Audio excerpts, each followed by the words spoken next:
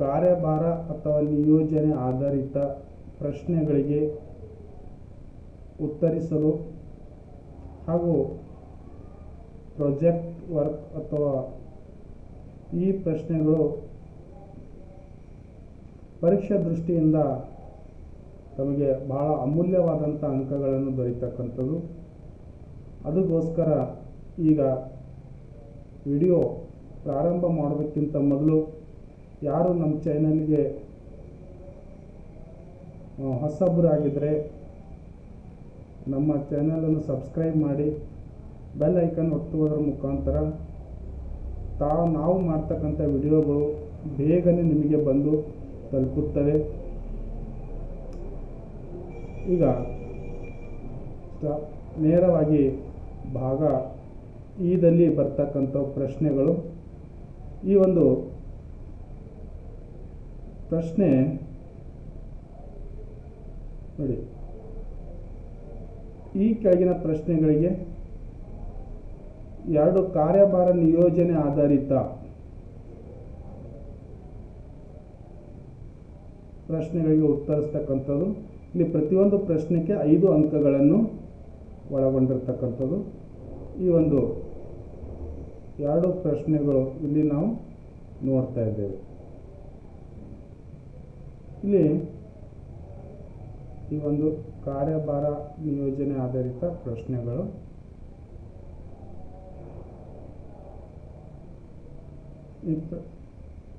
ಇಲ್ಲಿ ಪ್ರಶ್ನೆ, ಒಬ್ಬ ಅನುಭೋಗಿಯು 2 ಸರಕುಗಳನ್ನು ಅನುಭೋಗಿಸಲು ಬಯಸುತ್ತಾಳೆ. ಬಾಳೆಹಣ್ಣಿನ ಬೆಲೆ ರೂಪಾಯಿ 5 ಮತ್ತು ಮಾವಿನ ಹಣ್ಣಿನ ಬೆಲೆ ರೂಪಾಯಿ 10 ಆಗಿದ್ದು ಅನುಭೋಗಿಯ ಆದಾಯ 20 ಆಗಿದೆ.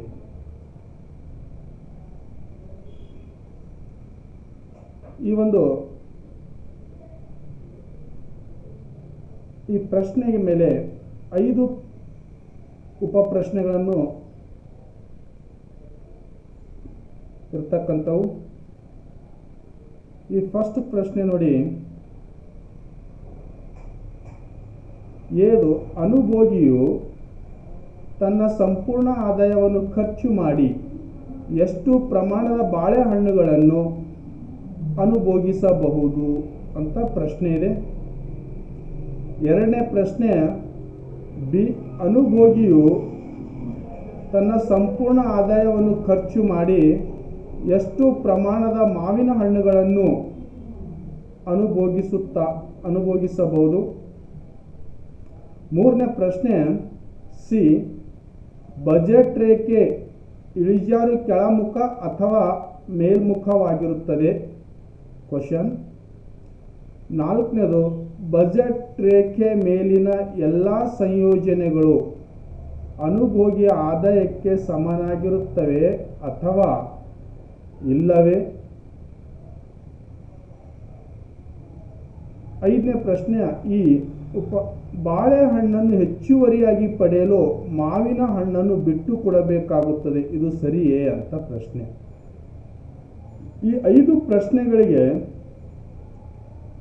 ಒಂದಕ್ಕೆ 1 ಅಂಕವನ್ನು ಇರ್ತಕ್ಕಂಥದ್ದು. ಇಲ್ಲಿ ನೋಡಿ, ಈ ಪ್ರಶ್ನೆಗಳಿಗೆ ಒಂದೊಂದಾಗಿ ನಾವು ಉತ್ತರಿಸೋಣ.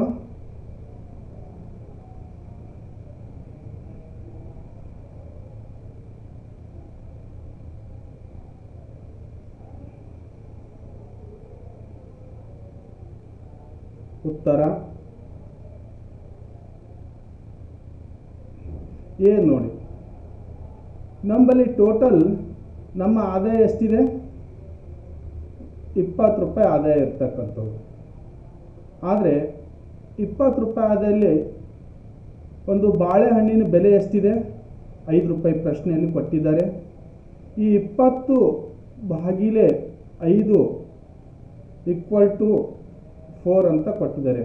ಅಂದರೆ 5 4 20 ಹೋಗ್ಬಿಡುತ್ತೆ. ಆ ಕಾರಣಕ್ಕಾಗಿ ಇಲ್ಲಿ ಏನಾಗ್ತಾ ಇದೆ ಅಂತಂತಂದರೆ 4 ಅಂತಕ್ಕಂಥದ್ದು ಇಲ್ಲಿ ಸರಿಯಾದ ಉತ್ತರ ಆಗಿರ್ತಕ್ಕಂಥದ್ದು. ನೋಡ್ರಿ, 5 ಒಂದ್ಲೆ 5 ನಾಲ್ಕಲೆ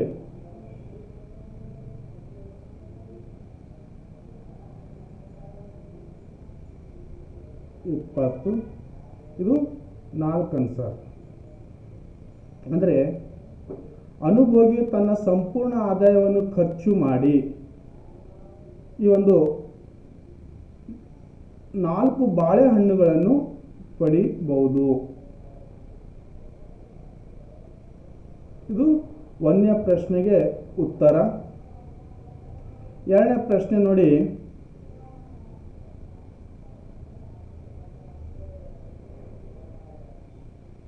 ಅದೇ ರೀತಿ ಸೇಮ್ ಇರ್ತಕ್ಕಂಥದ್ದು ಬಿ ಪ್ರಶ್ನೆ. ಅನುಭೋಗಿ ತನ್ನ ಸಂಪೂರ್ಣ ಆದಾಯ ಖರ್ಚು ಮಾಡಿ ಎಷ್ಟು ಪ್ರಮಾಣದ ಮಾವಿನ ಹಣ್ಣುಗಳನ್ನು ಅನುಭೋಗಿಸಬಹುದು ಅಂತಂದರೆ, ಬಿ ಯಲ್ಲಿ ತನ್ನ ಆದಾಯ 20 ರೂಪಾಯಿ ಇದೆ, ಅದರ ಆ ಒಂದು ಮಾವಿನ ಹಣ್ಣಿನ ಬೆಲೆ 10 ಇದೆ. ಈ 10 ಭಾಗಿಲೆ 22 ಆಗ್ತದೆ. ಇಲ್ಲಿ ಈ ಒಂದು ಅನುಭೋಗಿಯು ತನ್ನ ಸಂಪೂರ್ಣ ಆದಾಯ ಖರ್ಚು ಮಾಡಿ 2 ಮಾವಿನ ಹಣ್ಣುಗಳನ್ನು ಅನುಭೋಗಿಸಬಹುದು. ಇದು 2ನೇ ಪ್ರಶ್ನೆಗೆ ಉತ್ತರವಾಗಿರ್ತಕ್ಕಂಥದ್ದು. 3ನೇ ಪ್ರಶ್ನೆ ನೋಡಿ, ಬಜೆಟ್ ರೇಖೆ ಇಳಿಜಾರು ಕೆಳಮುಖ ಅಥವಾ ಮೇಲ್ಮುಖವಾಗಿರುತ್ತದೆ ಅಂತ ಪ್ರಶ್ನೆ ಇದೆ.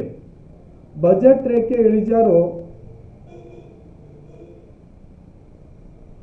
ಯಾವ ರೀತಿ ಇರ್ತದೆ ಅಂತಂದರೆ ಕೆಳಮುಖವಾಗಿರುತ್ತದೆ. ಬಜೆಟ್ ರೇಖೆ ಇಳಿಜಾರು ಯಾವ ರೀತಿ ಇರ್ತದೆ ಅಂತಂದರೆ ಕೆಳಮುಖವಾಗಿ ಇರ್ತಕ್ಕಂಥದ್ದು.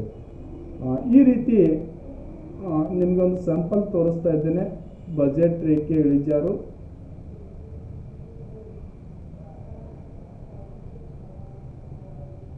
ಈ ರೀತಿ ಇರ್ತಕ್ಕಂಥದ್ದು. ಇದು ಇಳಿಜಾರು, ಇದಕ್ಕೆ ನಾವು ಬಜೆಟ್ ರೇಖೆ ಇಳಿಜಾರು ಅಂತ ಕರಿತೇವೆ. ನೆಕ್ಸ್ಟ್ ಪ್ರಶ್ನೆ ಏನಿದೆ ಅಂತ ಹೋಗಿದ್ರೆ,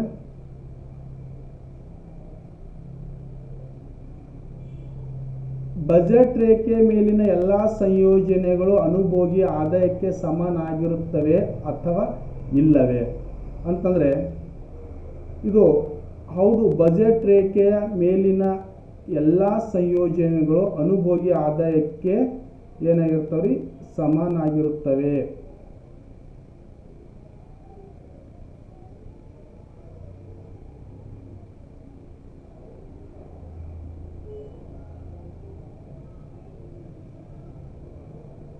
ನೆಕ್ಸ್ಟ್ ನೋಡಿ,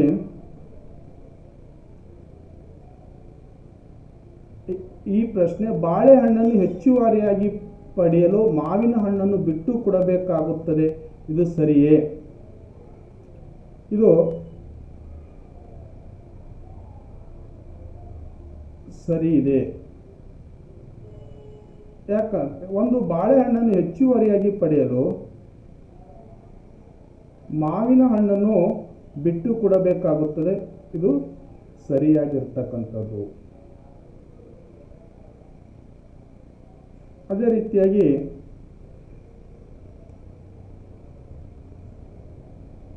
ಈ ಒಂದು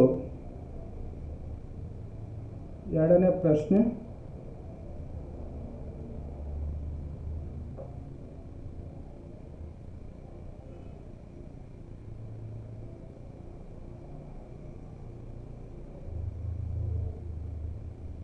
ಈ ಕೆಳಗಿನ ಕೋಷ್ಟಕದಲ್ಲಿ ಕಾಣೆಯಾದ ಉತ್ಪನ್ನಗಳನ್ನು ಕಂಡುಹಿಡಿಯಿರಿ ಅಂತ ಪ್ರಶ್ನೆ ಇದೆ. ಇದು ಕೂಡ 5 ಅಂಕದ ಪ್ರಶ್ನೆ ಆಗಿರ್ತಕ್ಕಂಥದ್ದು.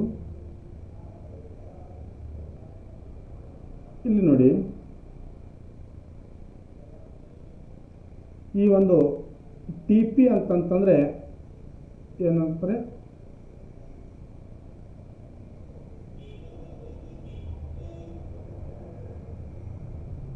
ಟಿ ಪಿ ಅಂತಂದರೆ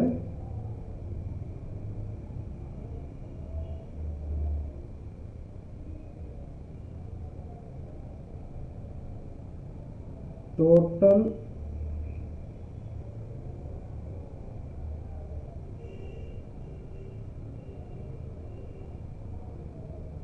ಟಿ ಪಿ ಅಂತಂದರೆ ಟೋಟಲ್ ಪ್ರಾಡಕ್ಟ್, ಎಮ್ ಪಿ ಅಂತಂದರೆ ಮಾರ್ಜಿನಲ್ ಪ್ರಾಡಕ್ಟ್ ಮತ್ತು ಎ ಪಿ ಅಂತಂದರೆ ಎವರೇಜ್ ಪ್ರಾಡಕ್ಟ್. ಇಲ್ಲಿ ನೋಡಿ, ಇಲ್ಲಿ ಕಾಣೆಯಾಗಿರುವ ಉತ್ಪನ್ನಗಳನ್ನು ಕಂಡುಹಿಡಿಯಿರಿ ಅಂತ ಆದಾನಗಳು 0 0 0 ಇದೆ. ಇಲ್ಲಿ ಇದು ಪ್ರಶ್ನೆ ಇರ್ತಕ್ಕಂಥದ್ದು, ಹೌದಾ? ಇದಕ್ಕೆ ಉತ್ತರ ಇಲ್ಲಿದೆ ನೋಡಿ. ಆ ಪ್ರಶ್ನೆಗೆ ಉತ್ತರ ಆದಾನಗಳು 0 ಇದೆ. T P total product labour, marginal product labour ಮತ್ತು ಎವರೇಜ್ ಪ್ರಾಡಕ್ಟ್ ಲೇಬರ್ ಅಂತಿದೆ. ಇಲ್ಲಿ ಆದಾನ 1 ಇದ್ದಾಗ ಟಿ ಪಿ ಎಷ್ಟಿದೆ? 10 ಇದೆ. ಆದರೆ ಎಮ್ ಪಿ ಹೆಂಗೆ ಕಂಡು ಹಿಡಿಬೇಕಂತಂದರೆ, ಈ ಟಿ ಪಿ 10ರಲ್ಲಿ ಆದಾನದ 0 ಸಂಖ್ಯೆ ಏನಿದೆಯಲ್ಲ, ಇಲ್ಲಿ 0, ಈ 10ರಲ್ಲಿ 0 ತೆಗೆದಾಗ ನಮಗೆ ಎಮ್ ಪಿ ಸಿಗ್ತದೆ. ಅದು 10 ಬರ್ತಕ್ಕಂಥದ್ದು. ಎಷ್ಟು ಬರ್ತದೆ? 10 ಬರ್ತಕ್ಕಂಥದ್ದು ಎಮ್ ಪಿ.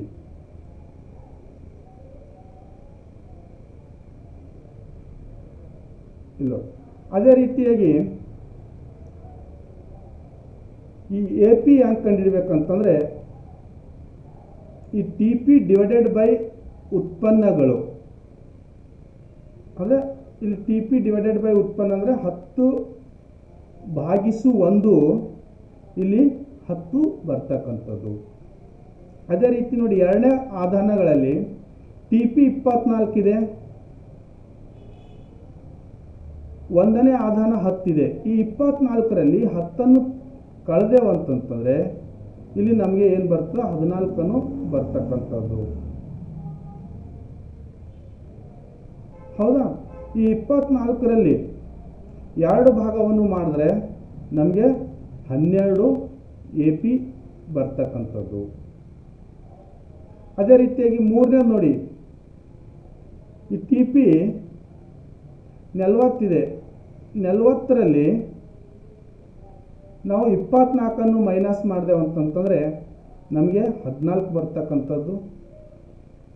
ಅದೇ ರೀತಿಯಾಗಿ ಎ ಪಿ 40ರಲ್ಲಿ 3 ಭಾಗ ಮಾಡಿದ್ರೆ 13.33 ಬರ್ತಕ್ಕಂಥದ್ದು. ಇಲ್ಲಿ ನೋಡಿ, ಈ ಒಂದು ಟಿ ಪಿಯಲ್ಲಿ ಖಾಲಿ ಬಿಟ್ಟ ಸ್ಥಳ ಇರ್ತಕ್ಕಂಥದ್ದು. ಇದು ಯಾವ ರೀತಿ ಅಂತಲೂ ಹೋಗಿದೆ. ಈ ಒಂದು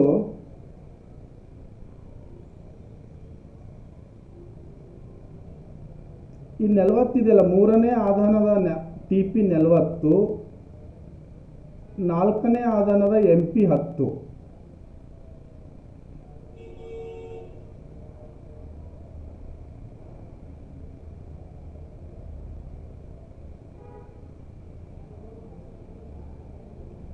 ನೋಡಿ, ಈ ಮೂರನೇ ಆದಾನದ ಟಿ ಪಿ 40, ಎಂ ಪಿ 4ನೇದು, ಇವೆರಡು ಕೂಡಿಸಿದ್ರೆ ಎಷ್ಟು ಬರುತ್ತೆ? 50 ಬರುತ್ತೆ. ಅದೇ ರೀತಿ 50ಕ್ಕೆ ಪ್ಲಸ್ 6 ಕೂಡಿಸಿದ್ರೆ 56 ಬರುತ್ತೆ. ಈಗ ನೋಡಿ, 56ಕ್ಕೆ 1 ಕೂಡಿಸಿದ್ರೆ 57 ಬರುತ್ತೆ. ಈ ರೀತಿಯಾಗಿ ನಾವು ಈ ಒಂದು ಖಾಲಿ ಬಿಟ್ಟ ಸ್ಥಳವನ್ನು ಭರ್ತಿ ಮಾಡಬಹುದು. ಈ ಆರ್ಡ್ರಲ್ಲಿ ಹೆಂಗಾಗುತ್ತೆ ಅಂತಂದರೆ, ಇಲ್ಲಿ ನೋಡಿ, ಈ ಒಂದು ನಮಗೆ 50ರಲ್ಲಿ 4 ಭಾಗ ಮಾಡಿದ್ರೆ ಈ ಎಂ ಪಿ ಎ ಪಿ ಅಂತಕ್ಕಂಥದ್ದು ಸಿಗುತ್ತೆ. ಇದು 50 ಇದೆಯಲ್ಲ, ಈ 50ರಲ್ಲಿ ಭಾಗಿಸು 4, ಈ 4 ಭಾಗಿಸಿದ್ರೆ 12.5 ಅಂತಕ್ಕಂಥದ್ದು ನಮಗೇನು ಸಿಗ್ತದೆ? ಎ ಪಿ ಸಿಗ್ತಕ್ಕಂಥದ್ದು. ಈ ಕೇವಲ 5 ಬಿಟ್ಟ ಸ್ಥಳಗಳು, 1 2 3 4 5 ಬಿಟ್ಟ ಸ್ಥಳಗಳನ್ನು ತಾವು ಬರೆದ್ರೆ ನಿಮಗೆ 5 ಅಂಕಗಳು ಎಷ್ಟು ಸಿಗ್ತಾವ್ರಿ? 5 ಅಂಕಗಳನ್ನು ಸಿಗ್ತಕ್ಕಂಥದ್ದು ಪರೀಕ್ಷೆಯಲ್ಲಿ. ಇದು ಒಂದು ಪ್ರಾಯೋಗಿಕ ಪ್ರಶ್ನೆ ಆಗಿರ್ತಕ್ಕಂಥದ್ದು. ಅದೇ ರೀತಿಯಾಗಿ ಇನ್ನೊಂದು ಪ್ರಶ್ನೆ ಇದೆ.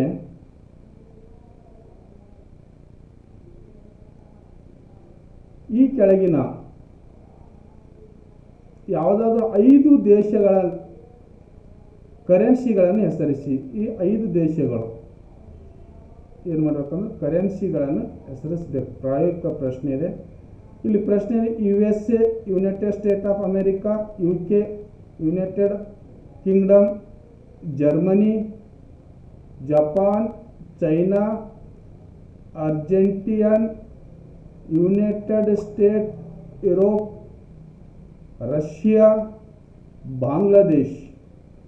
ಈ ದೇಶದ ಹೆಸರುಗಳಿವೆಯೋ ಈ ದೇಶದ ಹೆಸರುಗಳಿದ್ರೆ ಅವುಗಳ ಕರೆನ್ಸಿಗಳನ್ನು ನಾವು ಗುರುತಿಸಿದೇವಂತಂದರೆ ಅಥವಾ ಬರೆದೇವಂತಂದರೆ ನಮಗೆ ಪರೀಕ್ಷೆಯಲ್ಲಿ 5 ಮಾರ್ಕ್ಸ್ಗಳನ್ನು ಸಿಗ್ತಕ್ಕಂಥದ್ದು. ಪ್ರತಿಯೊಂದಕ್ಕೆ 1 ಅಂಕಗಳನ್ನು ಒಳಗೊಂಡಿರ್ತಕ್ಕಂಥದ್ದು.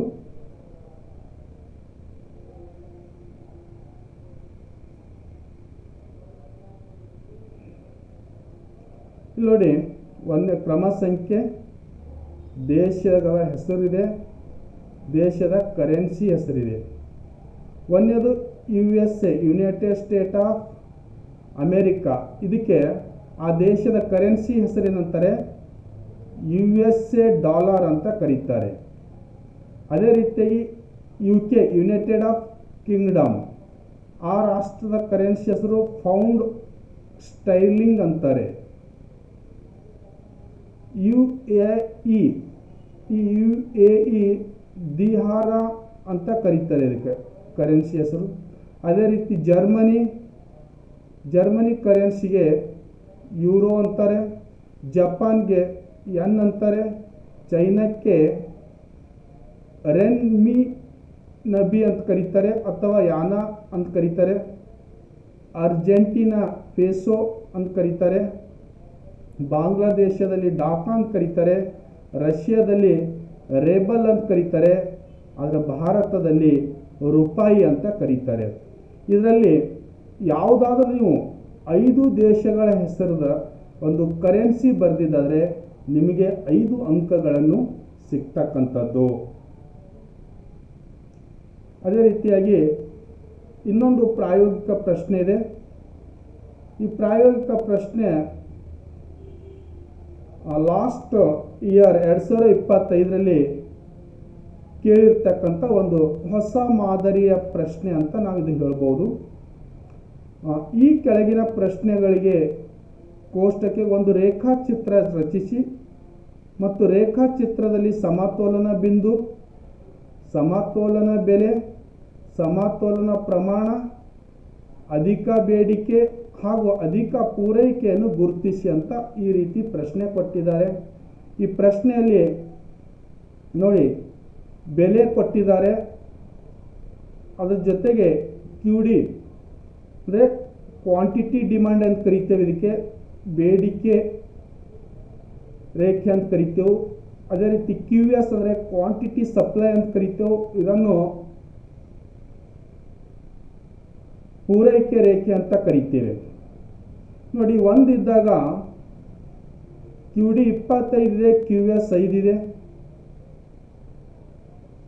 ಅದೇ 2 ಬೆಲೆ ಇದ್ದಾಗ QD 20 ಇದೆ, QS 10 ಇದೆ. 3 ಬೆಲೆ ಇದ್ದಾಗ QD 15 ಇದೆ, QS ಕೂಡ 15 ಇದೆ. 4 ಬೆಲೆ ಇದ್ದಾಗ QD 10 ಇದೆ, QS 20 ಇದೆ. 5 ಬೆಲೆ ಇದ್ದಾಗ QD 5 ಇದೆ, QS 25 ಇದೆ. ಈ ರೀತಿ ಆ ಪ್ರಶ್ನೆಯಲ್ಲೇ ಕೊಟ್ಟಿರ್ತಕ್ಕಂಥದ್ದು. ಇದನ್ನು ನಾವು ಈ ಒಂದು ಕೋಷ್ಟಕದ ಮುಖಾಂತರ ಉತ್ತರಿಸ್ತಕ್ಕಂಥದ್ದು. ಇಲ್ಲಿ ನೋಡಿ, OYದಲ್ಲಿ ನಾವು ಏನು ಅಳಿತಾ ಇದ್ದೇವೆ? ಬೆಲೆಯನ್ನು ಅಳಿತಾ ಇದ್ದೇವೆ. OXದಲ್ಲಿ ಪ್ರಮಾಣವನ್ನು ಅಳಿತಾ ಇದ್ದೇವೆ. ಇಲ್ಲಿ ನೋಡಿ,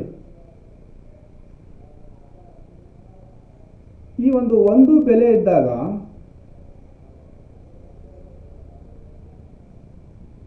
ಆ ಒಂದು ಕ್ಯೂ ಎಸ್ ಮತ್ತು ಕ್ಯೂ ಡಿ ಎಷ್ಟಿರುತ್ತದೆ ಅಂತ ತಮಗೆ ಇಲ್ಲಿ ಈ ಮೇಲೆ ಹೇಳಿದ ಹಾಗೆ ವಿವರಣೆ ಕೊಡ್ತಾ ಇದ್ದೇನೆ. ಒಂದು ಬೆಲೆ ಇದ್ದಾಗ, ಇಲ್ಲದಲ್ರಿ ಬೆಲೆ ಒಂದು ಇದ್ದಾಗ ನಮಗೆ ಕ್ಯೂ ಡಿ ಎಷ್ಟಿದೆ, ಇದರ ಸಮನಾಗಿರ್ತಕ್ಕಂಥದ್ದು ನೋಡಿ, ಇಲ್ಲಿ 25 ಇದೆ. ಎಷ್ಟಿದೆ ರೀ? 25 ಇಲ್ಲಿರ್ತಕ್ಕಂಥದ್ದು ಇಲ್ಲ ನೋಡಿ. ಅದೇ ರೀತಿ ಬೆಲೆ 2 ಆದಾಗ ಕ್ಯೂ ಡಿ ಎಷ್ಟಿರ್ತದೆ ಅಂತಂತಂದರೆ 20 ಇರ್ತದೆ. ಇಲ್ಲಿ ಈ ಗೆರೆ ಇದೆ ನೋಡಿ, 20 ಇರ್ತದೆ.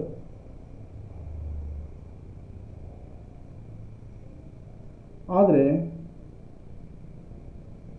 ಕ್ಯೂ ಎಸ್ ಎಷ್ಟಿರ್ತದೆ ಅಂತಂದರೆ ಇಲ್ಲಿ 10 ಇರುತ್ತೆ ನೋಡಿ.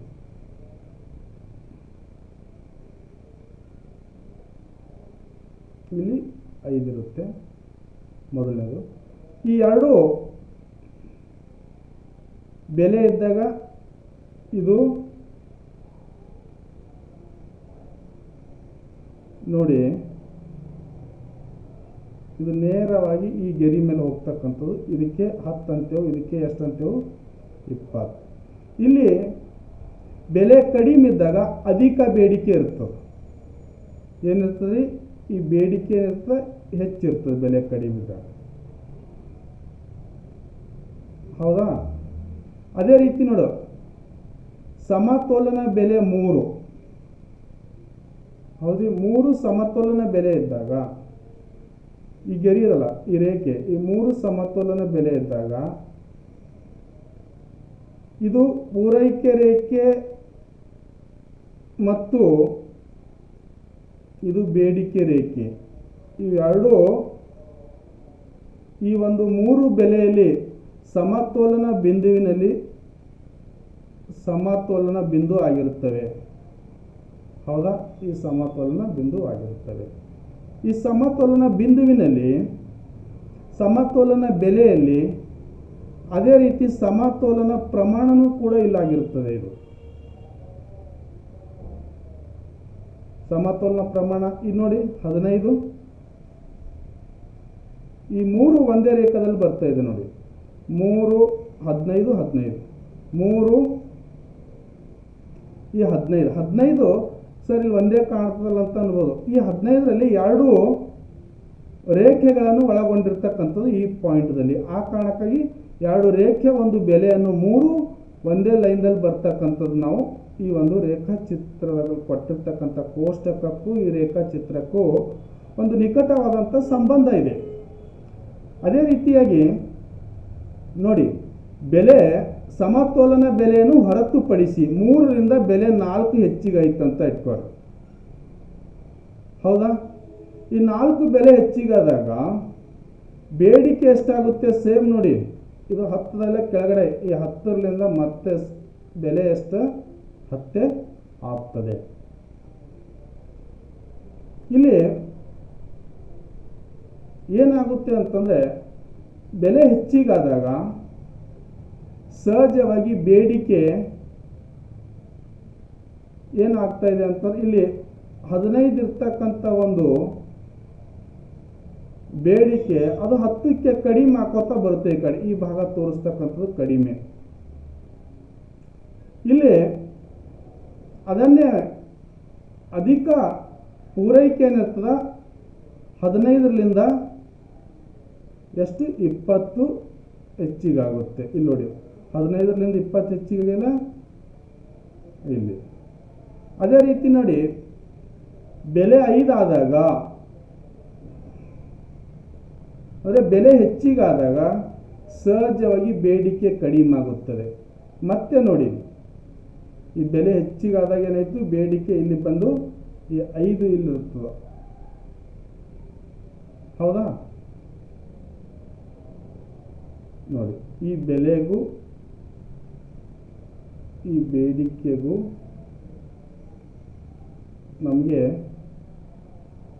ತೋರಿಸ್ತಕ್ಕಂಥದ್ದು ಇದು ಬೆಲೆ, ಇದು ಬೇಡಿಕೆಯ ಪ್ರಮಾಣ. ಈ ಕೆಳಗಡೆ ಹೀಗೆ ಬಂದರೆ ನೋಡಿ ಪ್ರಮಾಣ ತೋರಿಸ್ತಾ ಇದೆಯಲ್ಲ, ಇದು ಪ್ರಮಾಣ. 5 ಬೆಲೆ, ಬೇಡಿಕೆ 5, ಪ್ರಮಾಣ 5 ಅಂತಕ್ಕಂಥದ್ದು. ಅದೇ ರೀತಿ ನೋಡಿ, ಈ 5 ಬೆಲೆ ಆದಾಗ ಪೂರೈಕೆ ಎಷ್ಟಾಗುತ್ತೆ ಅಂತಂತಂದರೆ, ಈ 20 ಇಲ್ಲದಲ್ಲ, ಈ 20ರಿಂದ ಮತ್ತೆ 5 ಹೆಚ್ಚಿಗಾಗುತ್ತೆ. ಇಲ್ಲಿ 25 ಆಗ್ತಕ್ಕಂಥದ್ದು. ಈಗ ಕೆಳಗಡೆ ಬಂದರೆ ಹೌದಾ. ಈ ರೀತಿಯಾಗಿ ಬೆಲೆ ಕಡಿಮೆ ಇದ್ದಾಗ, ಅಂದರೆ ಬೆಲೆ 1, 2 ಇದ್ದಾಗ ಅಧಿಕ ಬೇಡಿಕೆ ಇರುತ್ತದೆ. ಬೆಲೆ 3 ಇದ್ದಲ್ಲಿ ಸಮತೋಲನ ಬೇಡಿಕೆ, ಸಮತೋಲನ ಪೂರೈಕೆ, ಸಮತೋಲನ ಬೆಲೆ, ಸಮತೋಲನ ಬಿಂದು. ಆದರೆ ಬೆಲೆ 3ರಿಂದ ಮೇಲ್ಗಡೆ ಹೋದಾಗ 4, 5 ಬೆಲೆ ಆದಾಗ ಸಹಜವಾಗಿ ಅಲ್ಲಿ ಬೇಡಿಕೆಯನ್ನು ಕಡಿಮೆ ಹಾಕೋತಾ ಬರುತ್ತೆ, ಪೂರೈಕೆಯನ್ನು ಹೆಚ್ಚಾಕೋತಾ ಹೋಗ್ತಾ ಇದೆ. ಅಧಿಕ ಪೂರೈಕೆ ಅಂತಕ್ಕಂಥದ್ದು ನಾವು ಇಲ್ಲಿ ತೋರಿಸ್ತಕ್ಕಂಥದ್ದು. ಈ ರೀತಿ ಈ ಕೋಷ್ಟಕ ನೋಡಿ ನಾವು ಇಲ್ಲಿ ಹಾಕಿದಾದರೆ ನಮಗಿಲ್ಲಿ ಕೂಡ 5 ಮಾರ್ಕ್ಸ್ಗಳು ಸಿಗ್ತವೆ ಅಂತಕ್ಕಂಥದ್ದು ನಾವು ಪ್ರಾಯೋಗಿಕ ಪ್ರಶ್ನೆಯಲ್ಲಿ ನೋಡ್ತಕ್ಕಂಥದ್ದು. ನೆಕ್ಸ್ಟ್ ಪ್ರಶ್ನೆ, ನಿಮ್ಮ ಕುಟುಂಬದ ಮಾಸಿಕ ಆದಾಯ, ಇದು ಮಾಸಿಕ ಆದಾಯ ಮತ್ತು ವೆಚ್ಚಗಳನ್ನು ಒಳಗೊಂಡಿರುವ ಒಂದು ಉಳಿತಾಯ ಮುಂಗಡ ಪತ್ರವನ್ನು ತಯಾರಿಸಿ ಅಂತ ಹೇಳ್ತಾರೆ. ಉಳಿತಾಯ ಮುಂಗಡ ಪತ್ರ. ಇಲ್ಲಿ ನೋಡಿ, ಒಂದು ಕುಟುಂಬದ ಮಾಸಿಕ ಆದಾಯ ಮತ್ತು ವೆಚ್ಚವನ್ನು ಒಳಗೊಂಡಿರುವ ಒಂದು ಉಳಿತಾಯ ಮುಂಗಡ ಪತ್ರ ಅಂತಂದರೆ, ಇಲ್ಲಿ ನೋಡಿ ಆದಾಯದ ಮೂಲಗಳು ಯಾವ್ಯಾವ ರೀತಿ ಇದೆ ಅಂತಂದ್ರೆ, ಕೃಷಿ ಉತ್ಪನ್ನಗಳ ಒಂದೇದು ಆ ಕುಟುಂಬಕ್ಕೆ ಮಾಸಿಕವಾಗಿ ಅಂದರೆ ತಿಂಗಳಿಗೆ ಪ್ರತಿ ತಿಂಗಳು ಬರ್ತಕ್ಕಂಥ ಆದಾಯ ನೋಡಿ. ಒಂದು ಕೃಷಿ ಉತ್ಪನ್ನಗಳ ಮಾರಾಟದಿಂದ ಅವರಿಗೆ ಆದಾಯ 5,000 ಬರುತ್ತೆ. ಎರಡನೇ ಕೂಲಿ ಕೆಲಸದ ವೇತನದಿಂದ 2,000 ಬರುತ್ತೆ.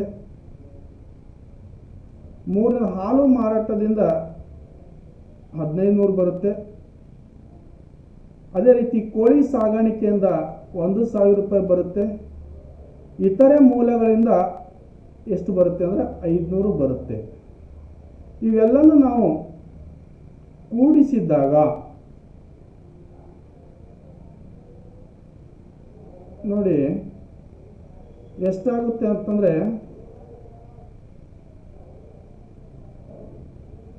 0, 0, 5, 10ಕ್ಕೆ 0,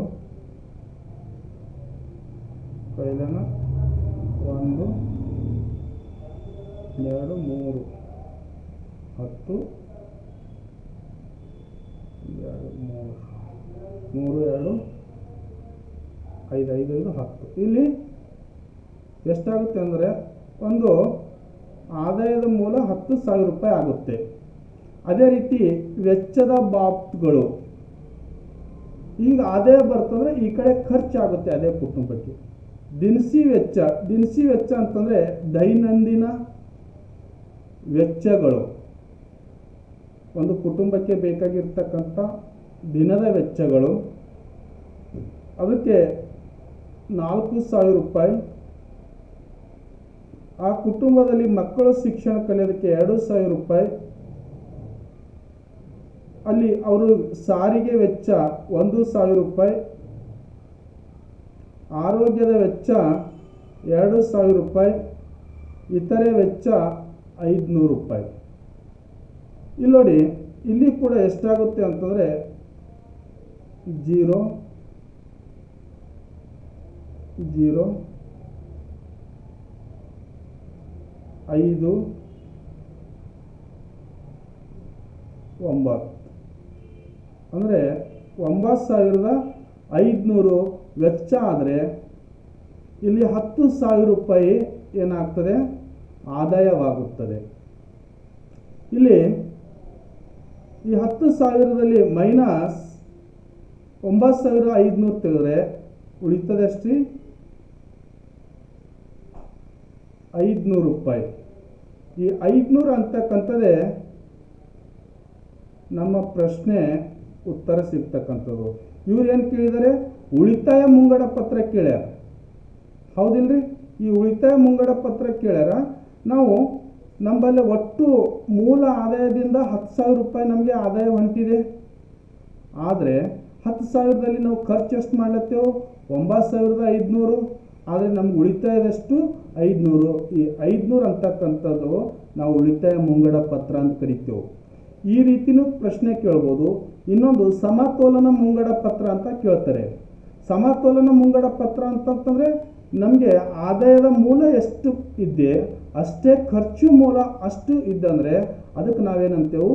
ಅಲ್ಲಿ ಸಮತೋಲನ ಮುಂಗಡ ಪತ್ರ ಅಂತ ಕರಿತೇವೆ. ಅಂದರೆ ಆದಾಯನೂ ಕೂಡ ಮತ್ತು ವೆಚ್ಚ ಇವೆರಡು ಜೀರೋದಾಗ ಆಗಬೇಕು, ಹೌದಾ? ಇಲ್ಲಿ ಯಾವುದೇ ರೀತಿಯಾಗಿರ್ತಕ್ಕಂಥ ಹಣವನ್ನು ಉಳಿಸ್ಬೋದು. ಇದನ್ನು ನಾವು ಏನಂತ ಕರಿತೇವೆ ಅಂದರೆ ಸಮತೋಲ ಮುಂಗಡ ಪತ್ರ ಅಂತ ಕರಿತೇವೆ. ಇದರಲ್ಲಿ 3 ಟೈಪ್ ಬರ್ತಾವೆ. ಕೊರತೆ ಮುಂಗಡ ಪತ್ರನೂ ಅಂತ ಕೇಳ್ಬೋದು. ಈ ಕೊರತೆ ಮುಂಗಡ ಪತ್ರ ಅಂತಂದರೆ ಖರ್ಚನ್ನು ಜಾಸ್ತಿಯಾಗಿ ಆದಾಯವನ್ನು ಕಡಿಮೆ ಇದ್ದಾಗ ಈಗ ನಾವು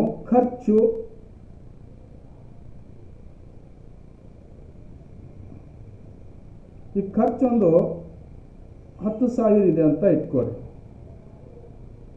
ಹೌದಾ? ಆದರೆ ಖರ್ಚು 10, ನಮಗೆ ಆದಾಯ ಒಂದು 8,000 ಇದೆ ಅಂತ ಇಟ್ಕೊಳ್ಳಿ.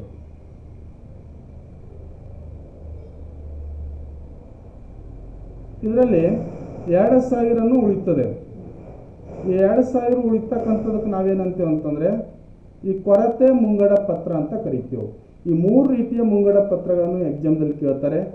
ನೀವು ಪ್ರಶ್ನೆಯನ್ನು ಅರ್ಥ ಮಾಡಿಕೊಂಡು ಯಾವ ರೀತಿ ಪ್ರಶ್ನೆ ಇದೆ ಅದನ್ನು ಅರ್ಥ ಮಾಡಿಕೊಂಡು ನೀವು ಉತ್ತರ ಬಿಡಿಸಿದಾದರೆ ಇಲ್ಲಿ ಕೂಡ ನಿಮಗೆ 5 ಅಂಕಗಳನ್ನು ಸಿಗ್ತಕ್ಕಂಥ ಸಾಧ್ಯತೆ ಇರುತ್ತೆ.